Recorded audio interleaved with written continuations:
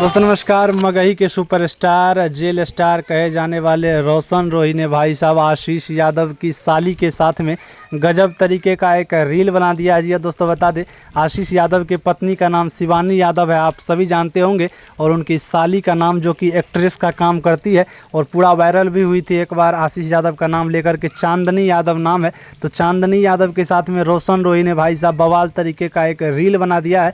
आप लोग स्क्रीन पर देख पा रहे होंगे। लगातार अब इस पूरे मगही में, पूरे सोशल मीडिया पर, पूरे इंस्टाग्राम पर जो है वो रोशन रोही का ये वीडियो बवाल मचा रहा है। आप लोग स्क्रीन के माध्यम से देख सकते हैं। आशीष यादव की साली जी दोस्तों बता दें, चांदनी यादव के साथ में रोशन रोही जो कि मगही के बहुत ही बड़े समझ सकते हैं जेल स्टार कहे जाते हैं और सैड सॉन्ग के बादशाह भी कहे जाते हैं। लाखों इनके चाहने वाले हैं।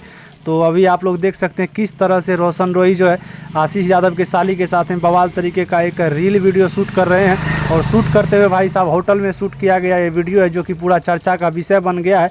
बाकी आप लोग इस वीडियो के बारे में क्या कहिएगा कमेंट में ज़रूर बताइए। और अगर आप लोग हमारे चैनल पर नए हैं तो इस चैनल को सब्सक्राइब कीजिए। चलिए मिलते हैं दूसरे अपडेट में, तब तक के लिए धन्यवाद और बाय बाय।